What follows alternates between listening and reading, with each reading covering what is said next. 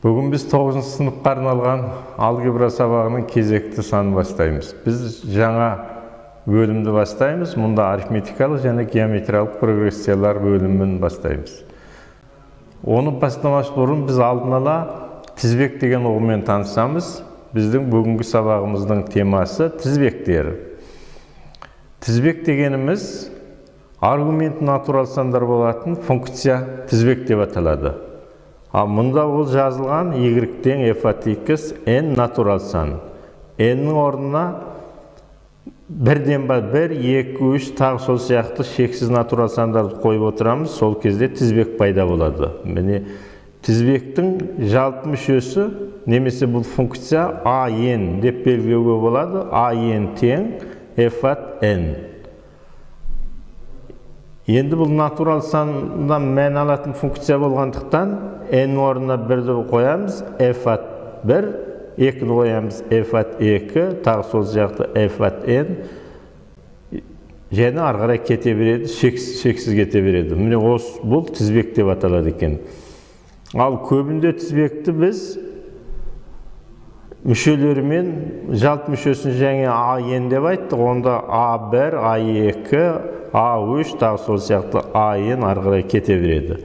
a1 деп жазылғаны бұл бірінші мүше, a2 екінші мүше, a(n) n-ші мүше.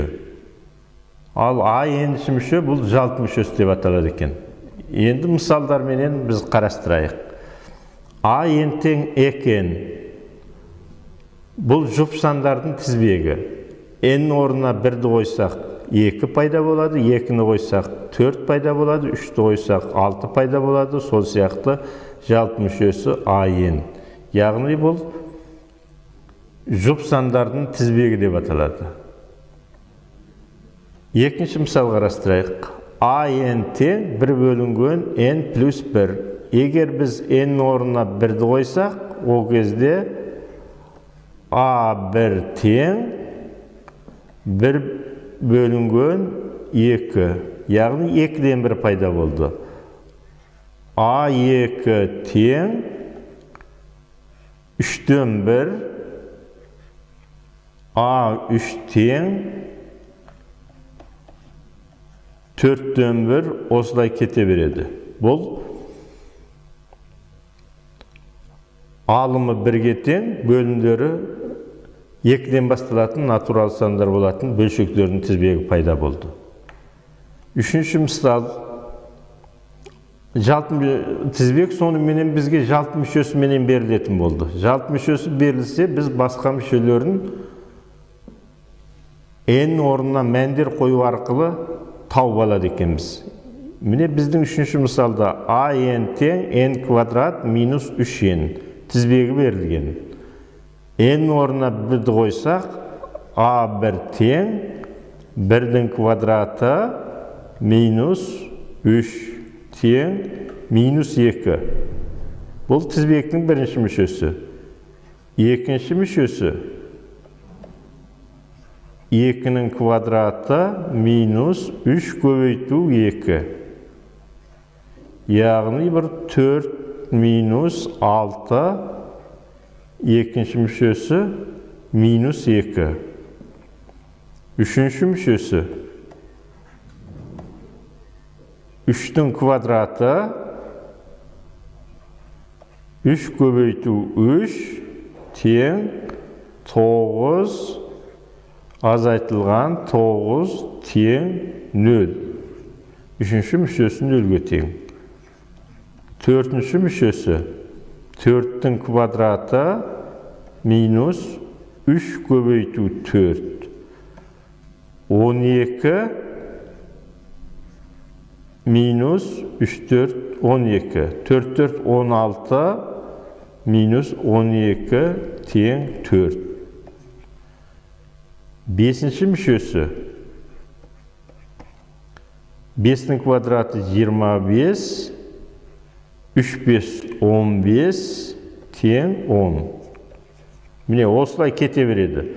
Сонда тізбек тұрақты өсуі де мүмкін. Біраз тұрақты тұрып, қайта кеміп, қайта өсіп, әртүрлі заңдылықтар менен өзгөрүүгү мүмкүн. Биздин бул тизбекте биринчи мүчөсү менен экинчи мүчөсү тең болду, үчүнчү мүчөсү нөлгө тең, төртүнчү мүчөсү нөл, одан кийинкилери оң сандар болуп өсө баштады. Міне. Төртүнчү bir мисал карастырайык. -1 көбөйтүлгөн 10 дейди. Бул кезде x n ордуна 1'di койсак, x birimiz -10 пайда болады. Экинчи мүчөсү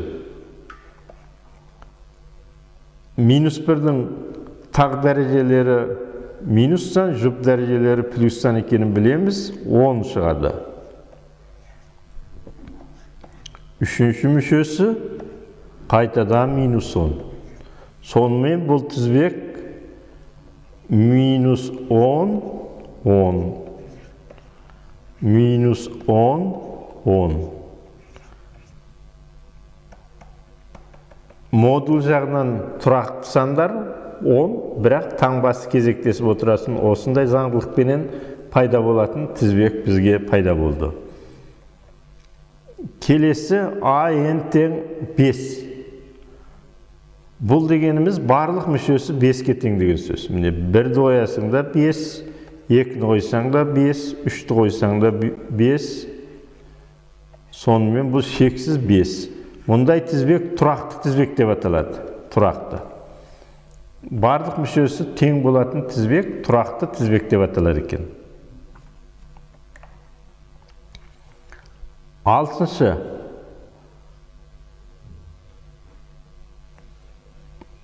Алтыншыға қарасақ, бірінші мүшесі берілген, енді келесі мүшелері алдыңғы мүшелері менен өрнектеледі екен. Міне жерде ондай формула берілген. n плюс 1 тең n-нің квадратына тең. Енді екінші мүшесі, міне мына формула бойынша тізбектерді біз таба бастаймыз. Екінші мүшесі бірінші мүшенің квадратына тең. Бірінші мүше бізде 3 деп берілгендіктен, екінші мүше 9-ға тең болды. Үшінші мүшені табамыз. Ол екінші мүшенің квадраты. Онда ол 81 болады. Енді төртінші мүшені табамыз. Ол үшінші мүшенің квадраты, яғни 81'дің квадраты. Міне жерге 81'ді квадраттайық. 81, 8, 8, 8, 64. 1, 2, 8, 16, ойдағымен 5, 6. 6561.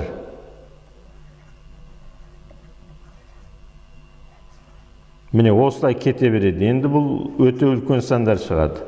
5-ші мүшесі A4'тің квадраты. Бұл үлкен тез өсетін осындай тізбек пайда болды. Осындай заңдылықтарды біз тізбектің тек заңдылықтары менен тізбектің сипатын анықтайды екенбіз. Енді келесі тізбектің бір түрлері болады. Бұлар рекурренттік формуламен берілген тізбектер деп аталады. Міне, онда да формула беріледі бізге. Алдыңғы екі мүшесі менен келесі мүше өрнектелу керек.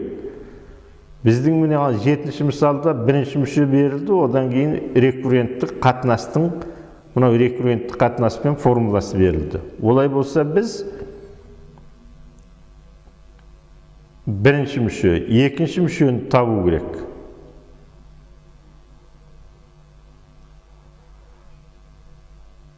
Бұл жерде рекурренттік қатынаста 3 қатынас тұр.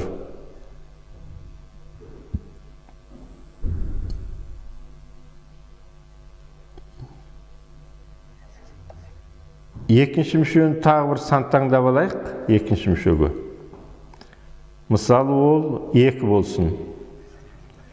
Енді үшінші мүшеге біз формула қоямыз. Міне 2 көбейтілген А2 қосылған А1. Мұнда АN плюс 1.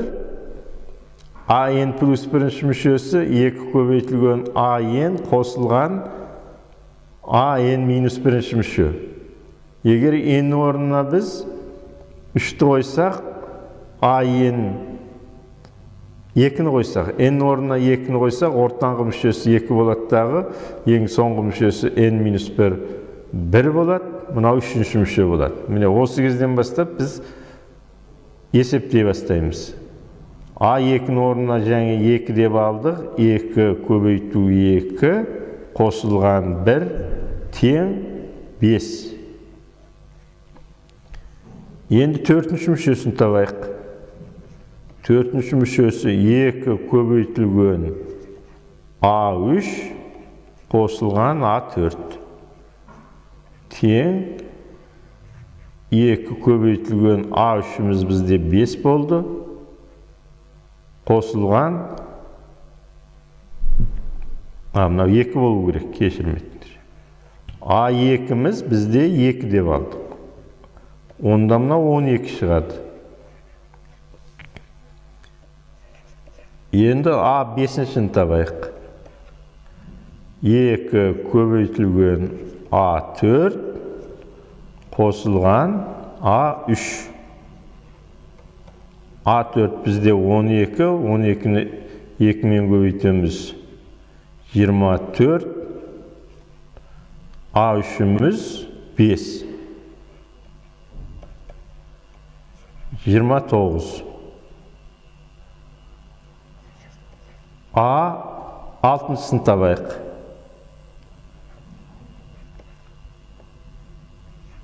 2 көбейтілген А5 қосылған А4. А5 міне 2 көбейтілген 29 қосылған 12. 29-ды 2-мен көбейтеміз 58 қосу 12 60 70 шығады. Міне осы заңдылықпенен рекурренттік қатынас деп аталатын формуламенен біз екі мүшесі берілген жағдайда қалған мүшелерінің барлығын табуға болады екен. Бұл дағы өмірде көптеп кезігеді және есеп шығаруға да көптеп қолданылады. 8-шіге бірінші мүшесіменен қалғандарын таба беретін тағы келесі бір тізбектің мысалын қарастырыптық. Бұл жерде n орнына енді біз 1-ді бастаймыз. Сонда A2 тең минус 2-ден 1. A1 дегеніміз бізде 16. Тең минус 8. A3 ол минус 2-ден 1 көбейту A2. Минус 2-ден 1 көбейту минус 8. Тең 4. Бұл жерден біз sıra заңдылығын енді дереу байқай қойдық. Мұнда минус 8 плюс 4-ден 1. A1 16 еді, келесі минус 8. Таңбасы өзгереді, бірақ екесе кішірейеді. Келесі 4, енді келесі минус 2. Одан кейінгісі 1, одан кейін минус 2-ден 1. 4-ден 1, минус 8-ден 1. 16-dan 1, minus 32'den 1. Бұл кеммел тізбек. Және таңба өзгеріп отыратын, таңбасы кезектесіп отырады, кеммелі. Модул жағынан кеми береді, таңбасы кезектеседі. Сан өсінде қарастырсақ бұл тізбекті.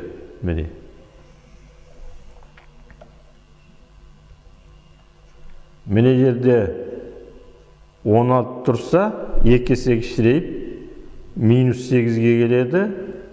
Сонсын 8-дің жартысына мұнда 4-ге келеді. 4-дің жартысына минус 2-ге келеді. 1 минус 2-ден 1. Осылай екі жағынан 0-ге қарай шексіз жақындап бара жатыр. Келесі тізбегіміз 5 пенен артып отыратын тізбек екен. Бұл жерде 4-ші мүшесі берілді, біз басқа алдыңғы мүшелерін де табуға болады.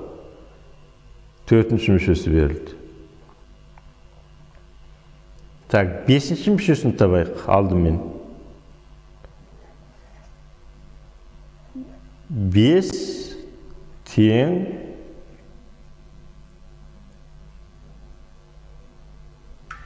4-ші мүшесін қоямыз. B5 дегеніміз B4 қосу 5. Яғни 4-ші мүше бізде 5-ке тең, 5-ке 5-ті қосамыз. 5-ші мүшесі 10 болды. 6-ші мүшесі алдыңғы тізбектегілердей қою арқылы арғарай шексіз таба беруге болады. Енді біз 3-ші мүшені қалай табамыз? Ол кезде мұнда бұлай формуланы мына түрде жазамыз. B4 4-ші мүшесі тең B3 қосу 5. Бұдан нені байқаймыз? B3 тең B4 минус 5.